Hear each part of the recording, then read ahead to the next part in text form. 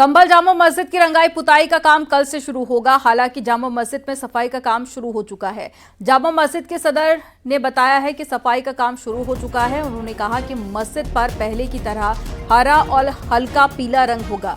जहां जहां पर पुताई का काम होना है उस जगह का आज एएसआई की टीम ने निरीक्षण किया है। आपको बता दें कि हाईकोर्ट ने 7 दिन का वक्त दिया हुआ है, जिसमें 3 दिन बीत चुके हैं।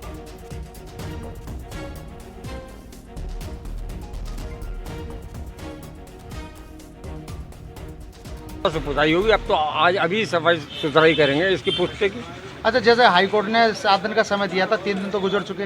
हाँ, तो 4 दिन में पूरा काम हो जाएगा। अब देखते हैं, कोशिश करेंगे कि 4 दिन में हो जाए। तो ये अब तक की ये जो देरी रही, इसे किसी जिम्मेदार ठहराते हो?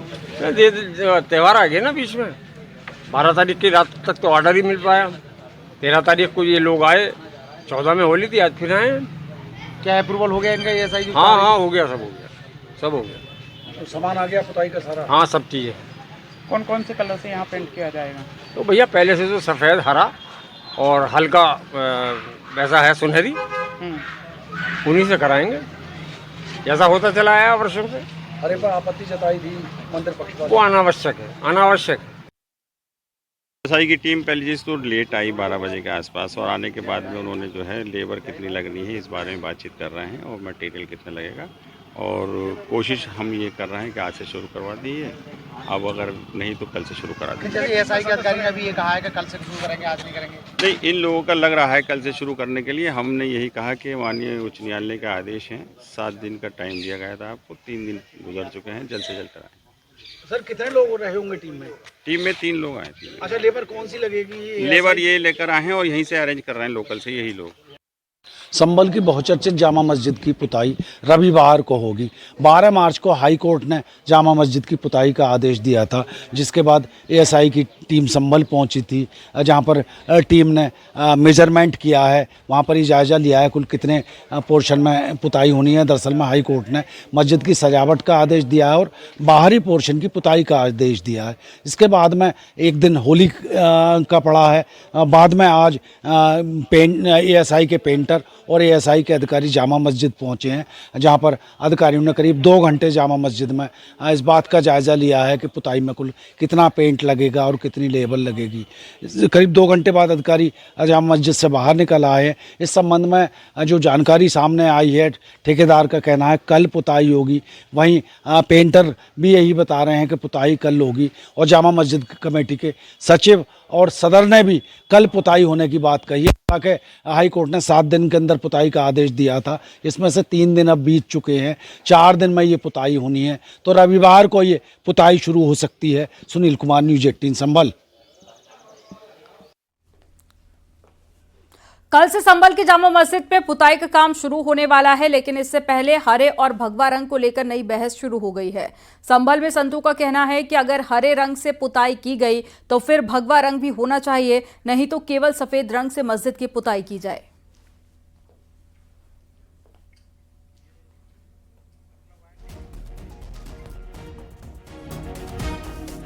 क्योंकि ये बिल्डिंग सरकारी बिल्डिंग है, ना कि किसी एक व्यक्ति विशेष की।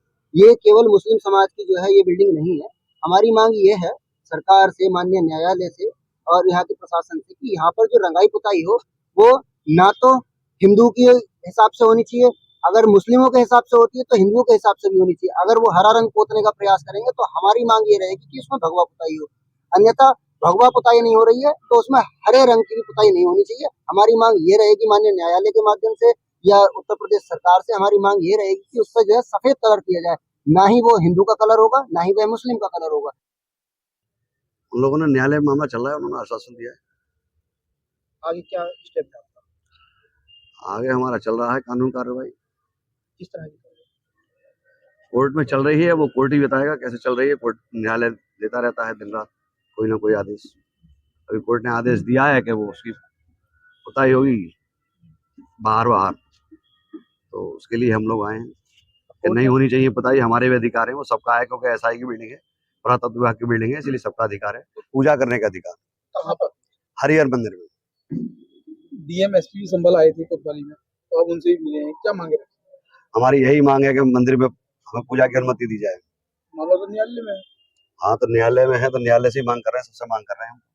तो अब आपने डीएम साहब से, कप्तान साहब से मुलाकात की है, हाँ। उनसे आपने बात रखी, उन लोगों ने क्या आश्वासन दिया? उन लोगों ने न्यायालय में मामला चल रहा है, उन्होंने आश्वासन दिया है। आगे क्या स्टेप है आपका? आगे हमारा चल रहा है कानून कार्रवाई, किस तरह की? कोर्ट में चल रही है, वो कोर्ट ही बताएगा कैसे चल रही है, कोर्ट न्यायालय।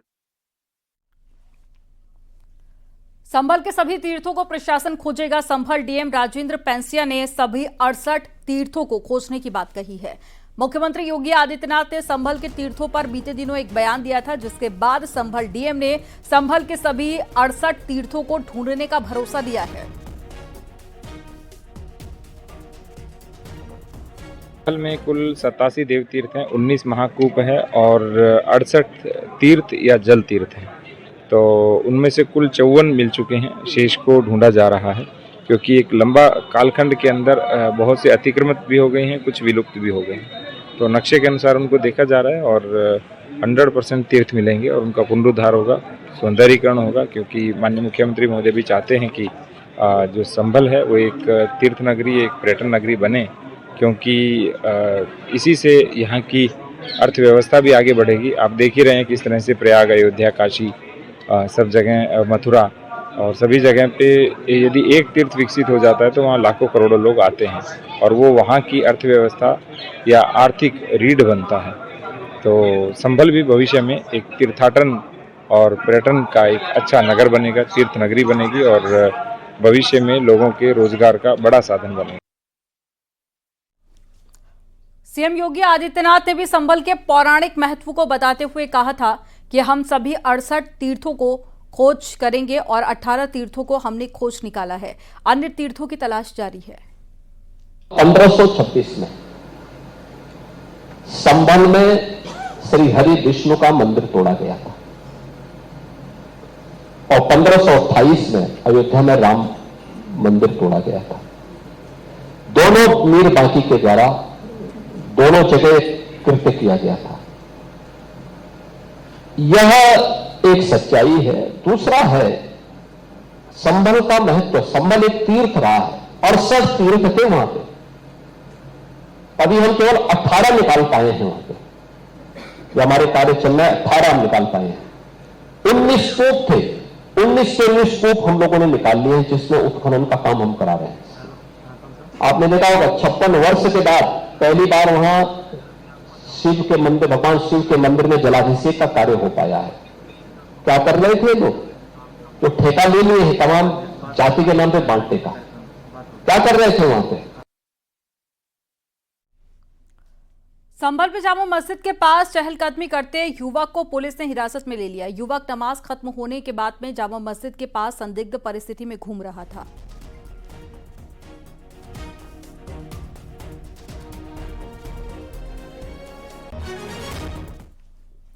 कांशीराम की जयंती पर दलित नेता स्वामी प्रसाद मौर्य ने बड़ा बयान दिया। उन्होंने कहा कि औरंगजेब खराब शासक हो सकता है, लेकिन नाथूराम गोडसे से बेहतर था। आज भाजपा के नेता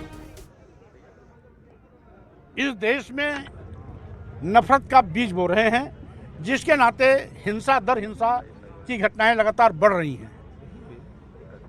और जो लोग ये कहते हैं कि औरंगजेब बहुत ही हिंसक थे और उनको सबसे खराब बादशाह माना गया, मैं कहना चाहता हूं, हो सकता है वो खराब रहे हों, लेकिन नाथूराम गोडसे से बेहतर थे, क्योंकि नाथूराम गोडसे ने तो इस देश के राष्ट्रपिता महात्मा गांधी की हत्या की हद कर दी।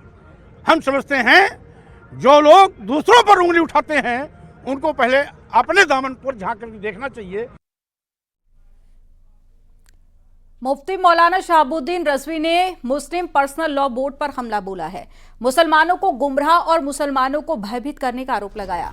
रजवी ने कहा कि हिंदुस्तान में मुसलमान पूरी तरह से आजाद है, मुसलमानों को कभी त्योहार मनाने से नहीं रोका गया।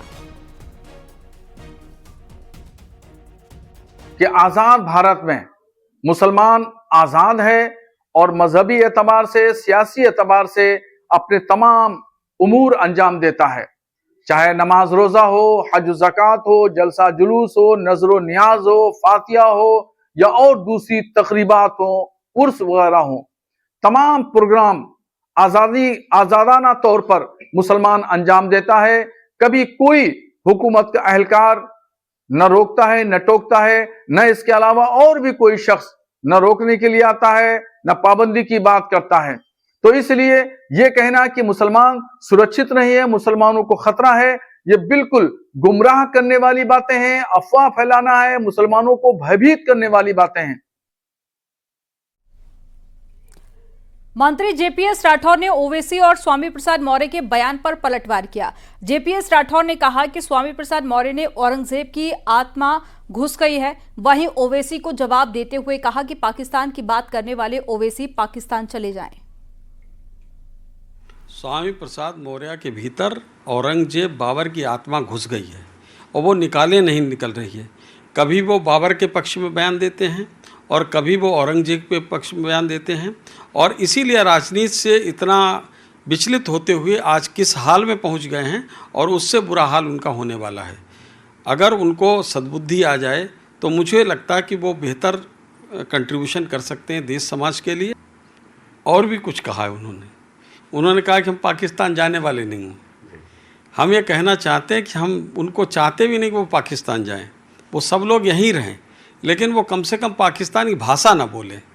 जब वो पाकिस्तान की भाषा बोलते हैं तो ख़राब लगता है। जो वहाँ के हुक्मरान, वहाँ के लोग जो बोलते हैं, जो दहशतगर्दों की भाषा बोलते हैं, जब आतंकवादियों की भाषा बोलते हैं तो ख़राब लगता है। अगर जिस दिन वो पाकिस्तान की भाषा बोलना बंद कर देंगे, निश्चित रूप से उनको यहाँ के भारत की जनता उनको सरांखों पर उठा लेगी। मुख्यमंत्री योगी आदित्यनाथ ने गोरखपुर में जनता दर्शन के जरिए लोगों की समस्याओं को सुना। सीएम योगी आदित्यनाथ ने अधिकारियों से तत्काल तमाम समस्याओं के समाधान के निर्देश भी दिए। आपको बता दें कि गोरखपुर में होलिकोत्सव मनाने के बाद में सीएम योगी ने गोरखनाथ मंदिर में आयोजित जनता दर्शन में लोगों की समस्याओं को सुना। मंदिर परिसर के महंत दिग्विजय नाथ स्मृति सभागार के बाहर एक एक करके सबकी समस्याएं सुनी गईं।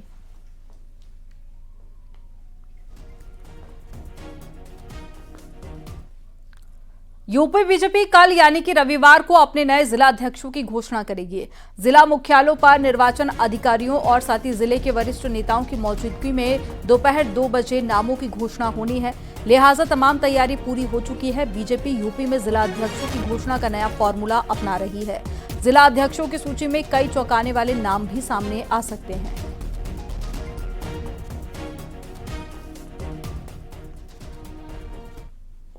संगठन पर्व के अंतर्गत बूथ से लेकर राष्ट्रीय अध्यक्ष तक का चुनाव सुनिश्चित हुआ है।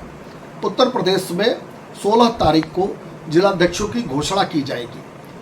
चुनाव अधिकारी अपने जिला केंद्रों पर जाएंगे, पर्यवेक्षक मौजूद रहेंगे और सभी जिला कार्यालयों पर एक बड़ी बैठक जिसमें मंडल, जिला, उस स्थान पर निवास करने वाले प्रदेश और राष्ट्र के भी पदाधिकारी उपस्थित रहेंगे और सबके सामने चुनाव अधिकारी जिलाध्यक्ष की घोषणा करेंगे। संभल पहुंचे बीजेपी प्रदेश अध्यक्ष भूपेंद्र चौधरी ने गुलफाम सिंह की हत्या के दोषियों के खिलाफ कड़ी कार्रवाई का भरोसा दिलाया है। उन्होंने कहा कि ऐसी कार्रवाई होगी जो नजीर बनेगी। आपको बता दें कि भूपेंद्र चौधरी ने गुलफाम सिंह के परिवार में मुलाकात की थी और साथ ही मुलाकात कर शोक संवेदना व्यक्त की थी। आदरणीय गुलफाम सिंह जी हम लोगों के वरिष्ठ साथी थे और सार्वजनिक जीवन में हमारी पार्टी के विस्तार में उनका बहुत बड़ा योगदान है। हमारी पार्टी की संवेदना पीड़ित परिवार के साथ और सरकार भी, पुलिस प्रशासन भी सजग है। जो भी दोषी हैं, जो भी इस कृत्य में शामिल हैं, सबके खिलाफ कठोरतम कार्रवाई की जाएगी और ऐसी कार्रवाई की जाएगी जो नज़ीर बन सके। और हम सब लोग आज की जो परिस्थिति है उस परिस्थिति में हमारी पूरी पार्टी, हमारा पूरा संगठन परिवार उनके परिवार के साथ खड़ी है, उनके साथ। आगरा से आईएसआई एजेंट रविंद्र की गिरफ्तारी मामले में रविंद्र के परिजनों का बयान सामने आया है। पत्नी और पड़ोसियों ने रविंद्र को बेकसूर बताया और कहा कि रविंद्र सरल स्वभाव के थे और उनको हनी ट्रैप के चलते फंसाया गया। आपको बता दें कि आगरा के बिंदु कटरा के रहने वाले रविंद्र के बारे में लखनऊ एटीएस टीम की पाकिस्तानी एजेंट होने की सूचना मिली थी, जिसके बाद में लखनऊ की एटीएस टीम ने शुक्रवार को आगरा से रविंद्र को गिरफ्तार किया और लखनऊ ले गई थी।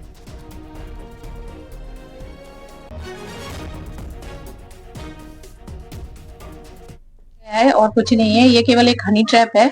हनी ट्रैप में उन्हें फंसाया गया है, मेंटली कुछ प्रेशर डाला होगा, इस चक्कर में उनको लेके गए हैं वो लोग। पर आरोप लगाया गया कि ऑर्डिनेंस फैक्ट्री में रहते हुए तमाम दस्तावेज नहीं, ये चीजें नहीं है, ये चीजें गलत है। और आगे हमारे वकील है, वकील आगे हमें जैसा गाइडलाइन करेंगे।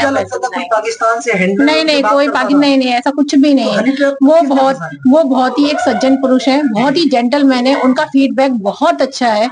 घर में आसपास सब लोग इस चीज को जानते हैं कि रविंद्र कुमार है। देखिए 70 सालों से तो हम लोग यहाँ पर रह रहे हैं आस पड़ोस में, और इनके बाप दादा भी बहुत बढ़िया लोग थे।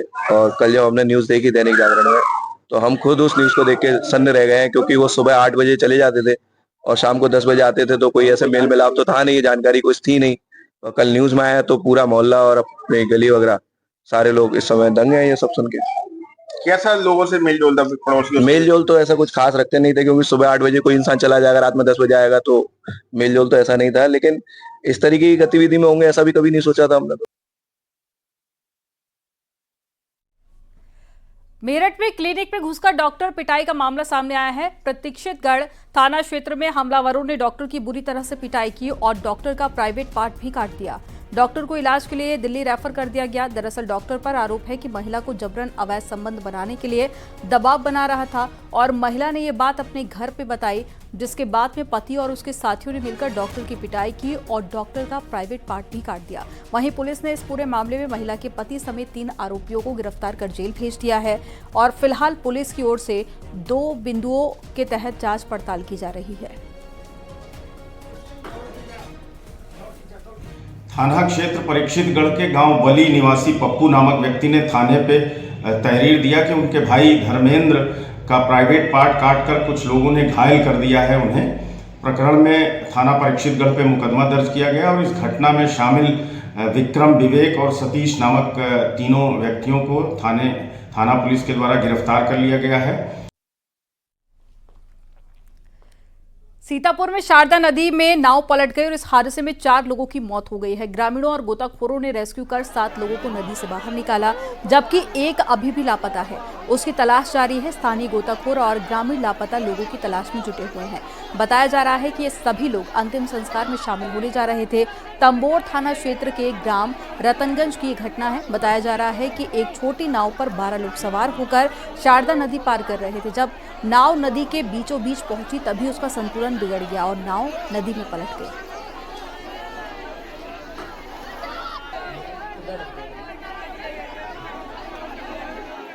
डूबने से मौत हो गई थी। उसी की मिट्टी में सब लोग आ रहे थे और जो ये लोग खत्म हुए, एक संजय गुरुजी रायपुर के हैं, एक उनकी सगी बहन है वहीं की खुशबू, एक लड़की है। टोटल कितने लोग हैं? टोटल 2 महिलाएं, एक जेंट्स। एक जेंट्स है। तो एक कैसे हो गया हादसा? ये लोग मिट्टी देने जा रहे थे, नाव में बैठे, नाव का बैलेंस बिगड़ा और वो नाव वहीं पलट गई। पीलीभीत में 16 वर्षीय युवक की हत्या मामले का पुलिस ने खुलासा किया है। न्यूरिया थाना पुलिस ने 3 आरोपियों को गिरफ्तार किया। पुलिस के मुताबिक पुरानी रंजिश के चलते आरोपियों ने गांव बिथरा के रहने वाले 16 साल के पूरनलाल की हत्या की थी। 10 मार्च को पूरनलाल को धोखे से बुलाकर उसकी हत्या कर दी गई। हत्या भी इतनी विध्वंस की गई कि लाश के 6 टुकड़े किए गए थे। और बताया जा रहा है कि बॉबी नाम का हत्या आरोपी गांव में ही मीट बेचने का कारोबार करता था और मीट काटने वाले बांके से ही पूरनलाल के टुकड़े कर दिए और उसको बोरे में भरकर नदी में फेंक दिया था। फिलहाल पुलिस ने घरवालों की तहरीर के आधार पर मामला दर्ज करते हुए 3 की गिरफ्तारी कर ली है।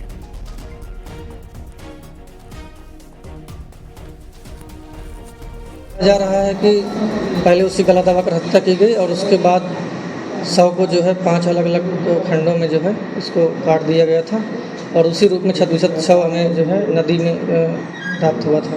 घटना की जगह अंजाम दी थी और अलग अलग क्या फेंका था, यहाँ अलग था? घटना स्थल तो जहाँ से अभी हम बरामद हुआ है वहीं हम लोग मान के चल रहे हैं जो है। अभी और भी इनके निशानदेही पर जो है क्योंकि आला कत्ल भी वहीं से बरामद हुए हैं जो। जी नहीं, अभी तक हमारे संज्ञान में ऐसा प्रकरण नहीं है, लेकिन ये है कि ये मुर्गा और बकरे काटने का जो है अपना इसका व्यवसाय था। खबर चंदौली से है, जहां पर पुलिस ने शराब तस्करों के खिलाफ बड़ी कार्रवाई की है और संयुक्त टीम की कार्रवाई में 65 लाख की शराब के साथ में एक तस्कर को गिरफ्तार किया गया। शराब की खेप पंजाब से बिहार ले जाई जा रही थी और पुलिस ने इनपुट के आधार पर सिंघी ताली हाईवे के समीप कार्रवाई करते हुए अवैध शराब बरामद की है। पुलिस ने गिरफ्तारी तस्कर और तस्करी में इस्तेमाल वाहन स्वामी के खिलाफ केस दर्ज कर जांच पड़ताल की।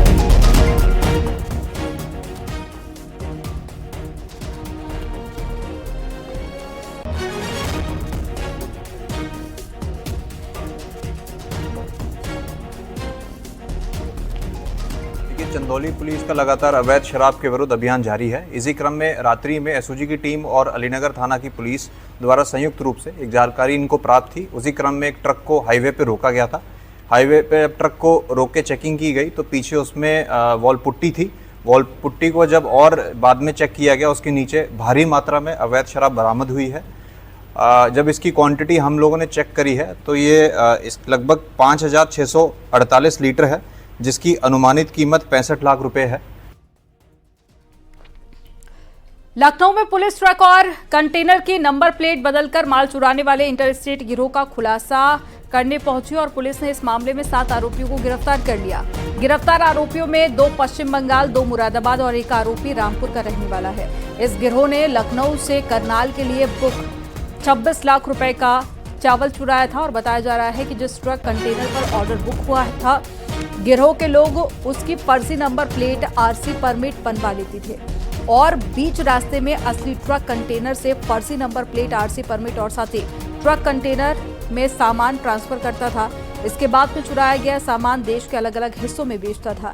इस गिरोह के पास से लखनऊ से बुक कर चुराया गया 26 लाख रुपए का बासमती चावल बरामद किया गया है।